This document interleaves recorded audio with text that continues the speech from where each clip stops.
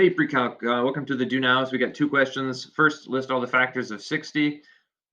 Straightforward enough. Secondly, some illustration and some background. I'll give you a bit of explanation before I set you loose on this. So I grew up in Richland, Washington, where there are a lot of farms. It's all irrigated farmland, thanks to the dams and hydroelectric power, and we get irrigation as a result.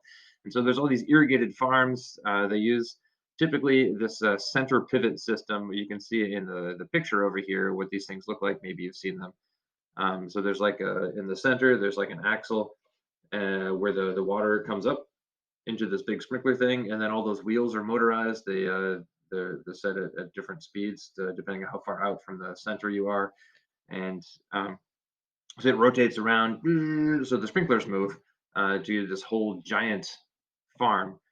So in the aerial photograph here, you can see right there in the center is where it would be attached, and then there's these different wheel marks for each of the different like wheels. And so the whole big long sprinkler system is represented by this radius, right? That green line there.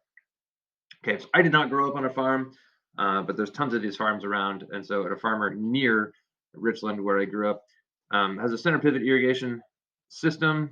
We're going to say the radius is 1 sprinkler length unit. All right, farmer walks 360 degrees all the way. Oh, he's gone all the way around the circle and comes back to where he starts, all the way around the circumference. And there's some questions for you to answer. So go ahead and hit pause so you got answers. I'll be waiting here for you when you're done. Hey, welcome back. So all the factors of 60, there's a bunch of them, 12 of them actually. I got them matched up, 1 and 60 is at the other end, 30 and 2 and so on. They're color coded, but you can see all of those factors. All right, let's take a look at this sprinkler. So I tried to color code the different parts so that they'd match what you see in the illustration. How many sprinkler length units does the farmer walk? Well, if the radius is 1, and we know the circumference is 2 times pi times the radius, it'd be 2 pi. Or if you prefer decimals, we can multiply 2 by pi and get 6.28. So 6.28 sprinkler length units. Is the circumference 360 times as big as the radius? Well, the circumference we just found was 6.28. The radius is 1, and that is not 360 times larger. So what is the numerical relationship of the 360 degrees to that 1 in the radius? And it certainly doesn't tell you that the circumference is 360 times bigger. What is the relationship? Well, I have no idea. I don't know if you came up with something, but in all my years of math, there is no relationship between them. So, all right, we're going to learn about angle measure today, learn about radians. Maybe you've seen radians in a previous class, but my guess is probably most of you have not. So we're going to learn what is a radian. First, we get some history. Back to your 6th grade ancient history class, and we learned about the Sumerians from ancient Sumer. And the map, here we go, there's ancient Sumer. I try to just do one thing at a time here. So ancient Sumer is one of the oldest, is the oldest recorded civilization anywhere in the world. They did tons of important things, which are down here in the illustration. Here, we'll come back up to the words afterwards. So they built ziggurats. This is their temple, their big pyramids. They wrote in, they're the first people that left us written language. It's called the cuneiform. They wrote on clay tablets with the, like, you press a stylus in and make these little wedge-shaped things. Those are different letters and words, and I can't read it. I don't know what that is. Among their writing, they gave us the oldest recorded epic poem. It's called Gilgamesh. At one point, it was made into a movie, which was not the greatest. I never saw it, but I heard it was not the greatest movie. Anyway, relative to us, they did some work in math, and so they left a bunch of written documentation about their math work. They used a sexagesimal number system, which is base 60, right? So our number system is base 10, so we've got 10 numbers into divisions of 10. You know, if you counted by tens, 10, 20, 30, 40, and so on. Okay, so they would count by 60s, 60, 120, 180, 240, 300, 360. Okay, it was super useful for them because most of their math centered on calculating taxes on rectangular farms. And since 60 has so many factors, that made it really, really useful for them. So you'd have all these different rectangular sizes that would you just calculate the area very easily, and they'd be able to derive the tax system from that, right? So our current usage of many numbers actually comes from ancient Sumer. It's like the oldest civilization in the world. We just haven't changed a lot of stuff since then for, I don't know, because that's the way the people before us always did it. So 60 seconds in a minute, that's because sex adjustable number system is base 60, 60 minutes in an hour, same story. 360 degrees in a circle. They said, well, we'll just count up a couple of divisions, 60, 120, 180, blah, blah, blah. We get you 360. All right, there's a circle. Same for the calendar. Their calendar had 360 days that counted. And then they knew that didn't quite work out. So they added 5 feast days or 5 holidays that didn't actually count towards the calendar. So it's 360 days makes a year, plus there's 5 extra days that don't count. Okay, so there's all these relics of the most ancient civilization in the world that are just like all over the place and we don't even know it. And like, why are they still there? Okay, well, some of them, it doesn't make any difference. 60 seconds in a minute, whatever. That doesn't make any difference to us one way or the other. But in mathematics, some of these things do really make a difference, like 360 degrees making up one complete circle. I mean, that's cool if you live in ancient Sumer, but as mathematics got more complex, degrees became increasingly cumbersome. It's just like, I mean, we can use them. Obviously, we've learned a bunch of stuff using degrees, but it's just really not the most useful system. And so mathematicians said, you know what?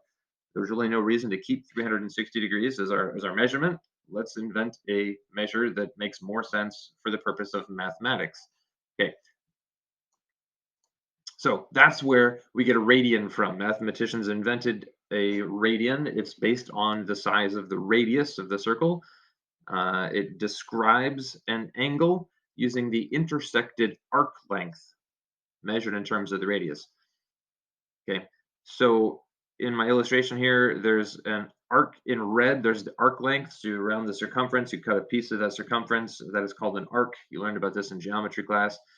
The length of that we're going to describe in terms of whatever the radius is. So if you take your measuring tape, you measure out the radius, you say, all right, this is the radius, we're going to call that 1. Here's my length. Wrap that around the circumference and 1 radius. When it is wrapped around the edge of the circumference, that's called a radian. So a radius and a radian, they are different words. They refer to the same measurement, right? And then the reason mathematicians chose this particular size is because a complete circle is going to be 2 pi radians. That's how we calculate circumference, 2 times pi. And so that is where they got a radian from. Okay, so let me show you an illustration of what a radius, how a radius translates into a radian. So I get a circle. We can see here is the radius drawn in blue. If we start wrapping that around the circumference, you can imagine like a little eye hook at point A, and we're gonna like pull yarn through that little eye hook and then wrap it around the edge of like a spool, right? That's what the circle is gonna be. So we change the radius of the circle, and won't actually make any, I mean, we'll look at that, but so you can see we're pulling the yarn, pulling the yarn, pulling the yarn. Oh, if we get that far, the blue section there is 1 radian. And then we're getting another strand of yarn that is the size of the radius. So just tie that on there. This one is red, so we can see the difference. And then we'll pull that through our little eye hole and wrap it around the edge of our spool. And then we get another one once we use up the red one. And then here's a blue one, right? So you get the blue section, that's 1 radius, 1 radian, now that it's wrapped around. The red section, that is 1 radian. The green section currently is a radius, but once we pull it out and wrap it around, it will become a radian.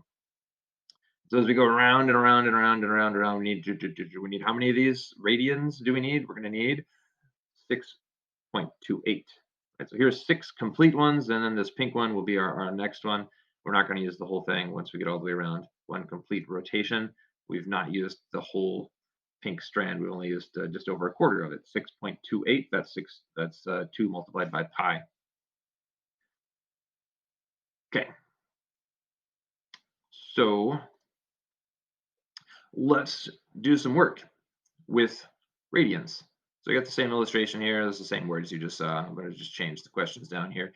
So if the farmer here is to walk all the way around the circle, his circular farm goes all the way around and ends up back exactly where he started, how many radians did he walk? How many radius lengths did he walk in one lap?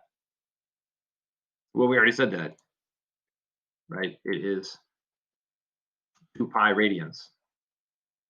2 pi radians makes up one complete circle. What if we only go a half of a lap?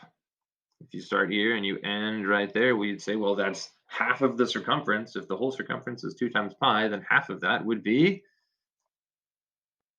1 pi. What is pi? About 3/4 of a lap. Well, 3/4 of a lap means you go from the start, you go 1/4 away, 1/2 of the way around, 3/4 of the way around. We're going to go in the same direction that the direction angle goes. We always go counterclockwise. So 3/4 is going to be right here. You say, well, that'd be 3/4 of the whole thing. The whole thing is 2 pi, 3/4 of 2 pi. We're going to end up with 3/2 pi, or 1.5 pi. The convention when using radians, by the way, is to always leave things in fractions. Improper fractions are no problem. We don't care. Improper fractions actually are better than mixed numbers, but we'll always leave radian measures in fractional form. One last one. What if we only went 1/6 of a lap? So let's take our farmer back. If you go from here, that's about 1/6 of the way around. How many radians is that? Well, 1/6 multiplied by 2 pi, that's our circumference. It's going to give us 2 pi over 6. Reduce the fractions, we get 1/3 pi, or you could say pi divided by 3 would be the same thing. Okay, lastly, let's take a look at the same idea here using both degrees and radians. If I want to know what is the measurement of the angle that would correspond with 1/4 of a circle in degrees, I know that the whole circle is 360 degrees. And so if I want 1/4 of that, I can multiply by 1/4, I can divide it by 4. That's going to give me 90 degrees. In radians, so I know the whole circle is 2 pi, and I only want 1/4 of that. So I'm going to multiply, and we get 2 pi over 4, pi over 2, 1/2 pi. What about 1/2 of a circle? Okay, well, 360 degrees multiplied by a half, that's 180 degrees. In radians, 2 pi multiplied by a half, because I only want half the circle, is going to be 2 pi over 2. 2 is going to cancel. I end up with just pi radians. Oh, you can't read that? It says radians. Trust me. Yeah. All right. What about 5/6 of a circle? Okay. Well, in degrees, we know that a whole circle is 360 degrees. If I want 5/6 of that, I multiply by 5/6. And there's not a thing I can do mental math here. So let's go 360 times 5 divided by 6. It's 300 degrees. Don't forget our units. And in radians, 2 pi radians makes one complete circle. And so if I want 5/6 of that, I just multiply by 5/6. Pretend like this is a fraction, 2 pi over 1, multiply the top by the top and the bottom times the bottom. So I'm going to get 2 times 5, that's 10 pi, and on the bottom 6. Reduce that fraction, it'll be 5/3. You can call it 5 pi thirds or 5/3 pi radians. I'll just abbreviate because I don't have room for the whole word. Okay, arc length is a super important thing here because it actually is the basis of what a radian is. So there's an arc length formula. You learned about this in geometry, I imagine, several years ago, and probably have not used it much in the meantime. So if you have here's a circle, kind of looks like Pac-Man. We've got a circle in green, there's the radius, and then in pink, that is the arc length of the intersected arc. Okay, if we need to calculate the length of that arc in pink, you take the angle between inside there, that little angle there, divide by 360 to get what fraction of the whole circle it is, and then multiply it by the circumference, 2 times pi times the radius. Okay, so if we're after the size of the angle, if I give you the arc length and say, what is that angle? Then we'd have to rearrange that formula. So angle theta equals 360 multiplied by the length of the arc and then divided by this whole quantity, 2 times pi times the radius. So you can just call it the circumference. Okay, in radians, this is much simpler because you get rid of a whole bunch of that garbage out of there, right? So the exact same situation, same illustration, same variables. If theta is measured in radians, then arc length is just that angle multiplied by the radius. Okay, well, I don't want the arc length, I want the angle. If I tell you, here's the arc length, what is the angle? You would want to have this a formula solved for angle. So theta, down here at the bottom. Theta equals the arc length divided by the radius, right? It's just a simple fraction. I got an arc length that's this long, and I know that the radius is that long. Set up your fraction, arc length divided by radius.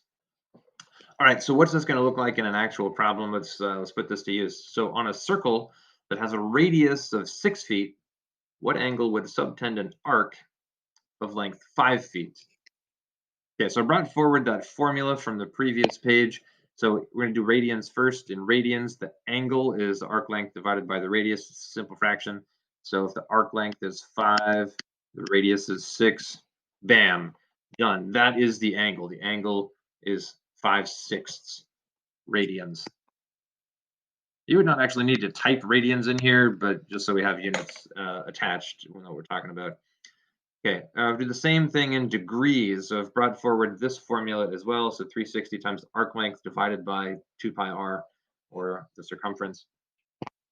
Okay, so 300, I'm going to write my work down here so I can just put the answer in the answer box here. So 360 multiplied by an arc length of 5, that's a big number, I don't know what that is, 2 times pi, and the radius is 6. So 360 times 5, 1800. Just write down all my work here.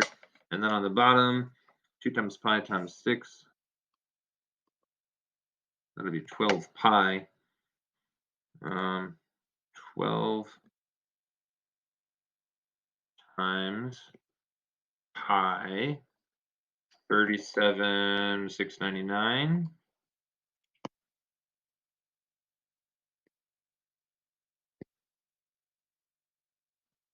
And then we can divide. 1800 divided by 37,699. 1800 divide 37.699. I remember that 1 there also. Okay, so 4775 degrees. 47. That was a lot of work.